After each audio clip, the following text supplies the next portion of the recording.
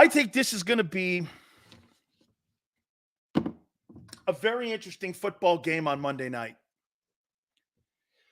I'm going to, before I bring Merrill Reese in, I'm going to ask him the question that I asked Seth Joyner, that I asked Angelo Cataldi, that I've asked Mike Missinelli. And I'm going to ask him, it's been 9 months since that game. Have the Eagles closed the gap on the Chiefs?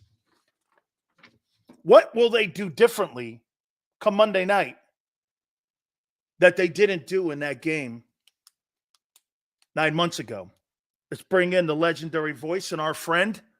He is Merrill Reese. Seen it all, done it all. Seen some of the greatest players of all time.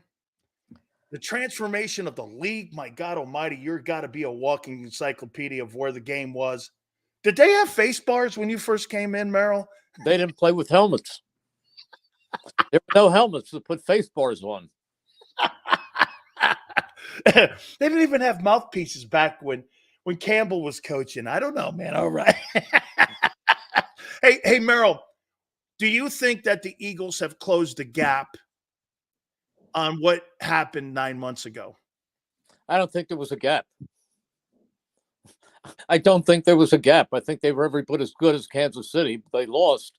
And if you go back to the whole game, the scoop and score in the first half was a 7-point difference. They lost by 3. But basically, I thought they were as good as Kansas City. Kansas City made the plays they had to make at the end, and the Eagles didn't. But I don't really think there was a gap. Well, Merrill, I think there was a gap in talent that the Eagles had more talent. Oh, in that sense, yes. So this is more about coaching then, because, I mean, Juju Smith-Schuster doesn't frighten me. And Merrill, no disrespect, but the guys they have there now, I think one of them is named Stormy Daniels. The other one's named Kyler Daniels. I think that I don't know who some of these wide receivers are outside of Kelsey that they have. I mean, you mean Sky Moore? Oh, okay, sure, okay, Sky Moore. I mean, Merrill, these are really these guys. I don't think could make the Eagle team, and that's the same group almost that beat the Eagles 9 months ago. So I ask you again. I go like this. I mean, where do you see the improvement? See, and they have improved defensively. Do you not agree, Kansas City? Yes. But you know what? Sometimes the sum is better than the parts. Okay. Okay. What do you think when you see Andy Reid on Monday night? And I'm sure you'll bump into him. He's got to be one of your friends. He's got to be one of the people that you really love the most. I do. He's a great guy, a wonderful guy, and a wonderful coach. Let's go here with Jalen Hurts. His first half of the year has been what? Wonderful. Absolutely wonderful. I think a lot of people underrate it, and they say, well, he's not running the way he once did, and he's had a bruise on his knee. Well, and for years they've been saying, I mean, for the last couple of years that he's been around, they say he runs too much. He's got to be more of a pocket passer to be the ultimate quarterback. Well, this year he has been the pocket passer, and he's been terrific. Merrill, one thing Kansas City did in that game, I went back and watched the Super Bowl, and Spags loves to press and he loves to bring blitz. He's got a lot of Jim Johnson in him on how he does his defense. How do you think Jalen's maturation has been when it comes to handling the blitzes this year compared to what we saw a little bit? I've always thought that may have been a place that he could improve on. How do you think he's handled that so far? Because he is being hit more. Yeah, I think his recognition is better than ever. And I think his offensive line is just terrific. It'll even be better Monday night because they should have Cam Jurgens back at right guard.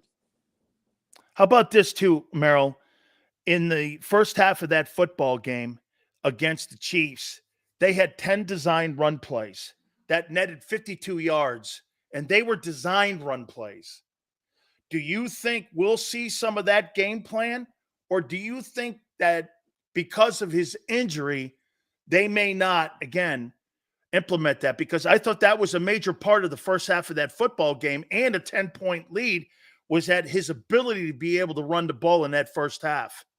Dan, I think you will not see that many design run plays, but I don't think it has anything to do with his injury. I just think they're operating a little bit differently, that he is more the traditional pocket passer who can run. Make no mistake about it. He still has the speed and agility. He can run. But Okay, so you it's think not it's as more big by design? by design. Absolutely by design. Okay, the loss of Goddard. Today, Nick Sirianni at the press conference was talking about they were going to do more things by committee. Merrill, does that mean more design or different design plays? Does that mean Julio in the slot? Do you think we're going to see a variation of trying to be able to cover for the loss of Goddard, especially when it comes to how important he was in that Super Bowl against Kansas City? Yeah, I think you will. I think you will see more of Julio. Absolutely. You know what's great about what you're seeing here with AJ Brown. I mean, take us back to that '04 team with T.O. on it. Did T.O. really have a better year than what you're watching right now? You know what Angelo Cataldi said this about AJ. He thinks he's the greatest wide receiver that the Eagles have ever had. Well, you know, I could say that he's as good a receiver as any that the Eagles have ever had. But I think they had a guy by the name of Harold Carmichael, who's in the Hall of Fame, who was almost unstoppable. Forget the numbers because they didn't throw as much then. I sit next to a guy in the booth, Mike Quick, who did some dazzling things. And I think Deshaun Jackson had some great seasons. But I will use the phrase as good as any receiver the Eagles have ever had. To me, watching him play, and if they're going to press him in this game Monday night, man, am I going to throw a lot of jump balls to him, because I got to tell you, he's a physical mismatch. Merrill, that must have been like what you were watching in '04, because every time you put one-on-one on T.O., you're not covering that guy one-on-one. They look like the same player. Well, except one doesn't screw up the locker room. Hey, Merrill, give me a scouting report, because I know you hate the thing in Washington D.C. Give me a scouting report on Arrowhead and the booth there, because that's one of the only facilities in the NFL that really, kind of like Lambeau Field. Do you enjoy going there to call games? Well, because the teams are so good, because the Chiefs are so good, and it's a great challenge. I think if you talk to the 32 broadcasters in the National Football League, including Mitch Holthus, who does the Chiefs, they would probably tell you they don't like the fact that the broadcast booth is glassed in. We are not open. It is glassed in. We are talking into glass. Holy cow, so you can't open it? No. Wow. That has to go back probably to the 70s then, and why they've done that there like No, that. they actually did it over and did that. Really? Yeah. Glass in. Yep. It's got to be something to do with weather there. All right. Hassan Reddick's game and how much it's picked up since he's taken that cast off. Merrill, I'll tell you this. I couldn't have been more wrong about a guy, because last year, at the beginning, I was talking about this guy being on a milk carton. I didn't see it. And from week 8 on, and now with the cast off, I couldn't have been more wrong about a guy. Merrill, this guy is a bullet. I call him the human exclamation point. This guy puts a stamp on things and an exclamation point on games. I've never seen any. He's got to be one of the best pass rushers that you've seen over the last 20 years. Absolutely. Absolutely. He is, as you said, he's a speeding bullet. He's just a great edge rusher. What's your biggest concern going into this game on Monday night? Boy, it's tough to say. The one thing I'm very big on, and the Eagles are better right now than the Chiefs, is turnover differential. Eagles are -2, Chiefs are -4. I think if you play the two things, if you play a clean game, that's big. And number two, if you work your silent count well, you cannot allow that crowd to disrupt your offense, because if you do, they'll be out of joint and they'll have no trouble. It's so loud there. A couple last questions for you, Merrill. Merrill, one thing that I've learned about your city is that there's not really a lot of patience in the city for anything. You really don't have a lot of patience, especially when it came to your coordinators. And if we've learned anything this year, haven't we, about Sean Payton and Russell Wilson, even a Hall of Fame quarterback and a Hall of Fame coach took time to develop a system, a play calling system, a Yes. system on getting on the same page. All of a sudden now you're seeing player and coach. These are two guys going to Canton, and it took them 9 weeks for them to get on the same page. Were we a little bit too over anxious when it came to Brian Johnson and how people looked at him when it came to why at the beginning of the year, maybe that you saw a little bit of a bumpy ride, so to speak, when it came to play calling? It's just taking time, Merrill. I agree. But he knows what he's doing. He's terrific. He is, man. I mean, well, finally here, the biggest improvement for you that you think that Jalen has had over the last month has been what? His pure accuracy as a passer out of the pocket. He is right up there with the best. You know, Merrill, I got one last thing here. I'm going to sneak one last thing on you here. Why do the people in the media? I listened to something today from Michael Irvin and from Skip Bayless, and I heard this. Name me a better wide receiver over the last 5 weeks than CeeDee Lamb. I almost dropped my coffee this morning when I heard that. I'm like, are you not watching what this guy's doing? Yeah. In Philadelphia? Are you not Merrill, I see why you guys just can't stand those guys in Dallas. It blows my mind that they think CeeDee Lamb is playing better football right now than A.J. Brown. Look, he's a great player. They love him, and they're entitled to. But nobody's playing better than A.J. Brown. I'll tell you that right now.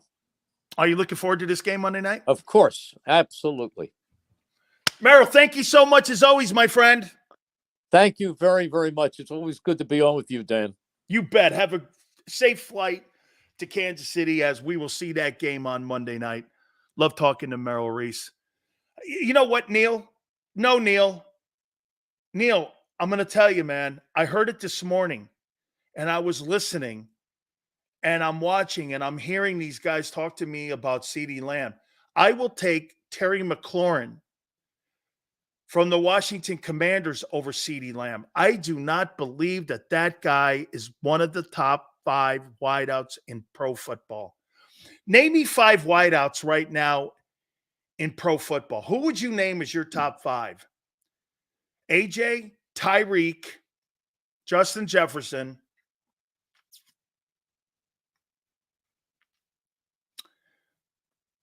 DK Metcalf? No.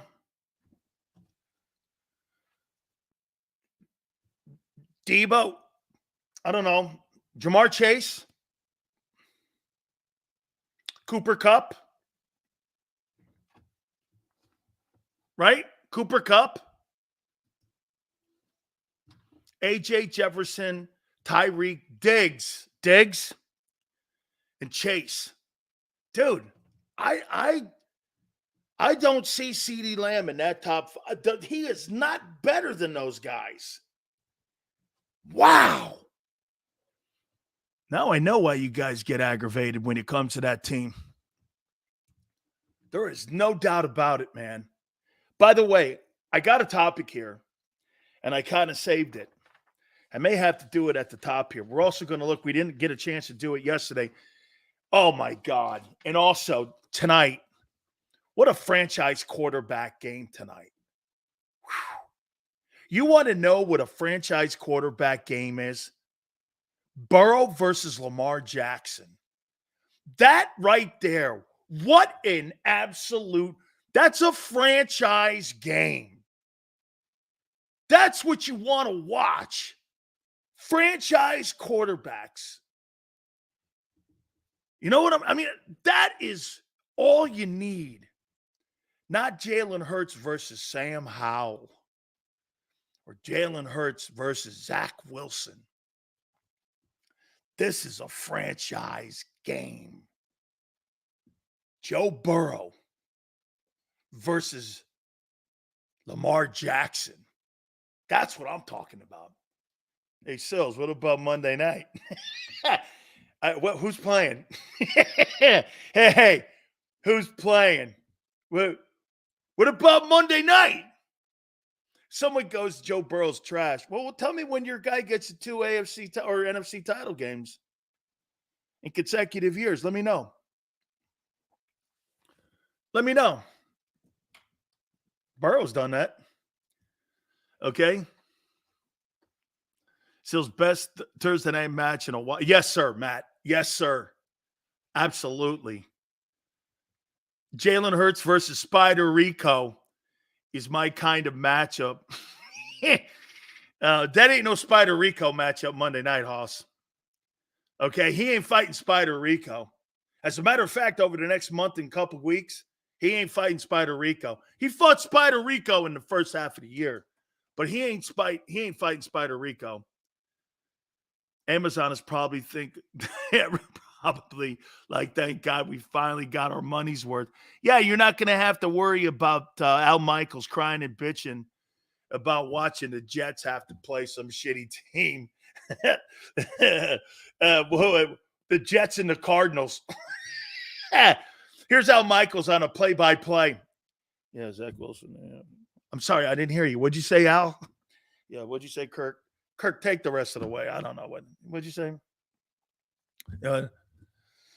Yeah. Oh, my God, too. Taylor Swift is going to be in Kansas City on Monday. Hey, I text Sly. I'm still waiting to hear. I'm trying to get Stallone to do a motivational speech with the music. I'm still working on it. Okay? Jets versus the Giants. Hey, you know what that game is now dubbed, my friend? Hey, Dirty D, do you know what the Jets-Giants game is now dubbed? The Jimmy Hoffa Bowl. Yeah. It's dubbed the Jimmy Hoffa Bowl. All right, do me a favor. Hit the like button. Look, I got a topic here.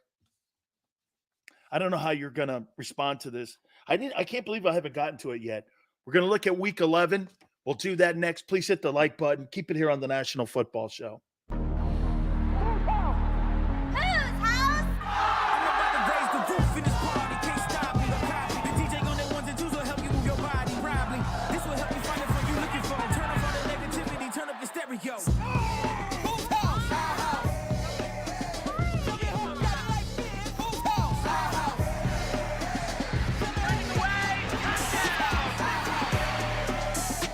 Football and Hooters, the perfect pair.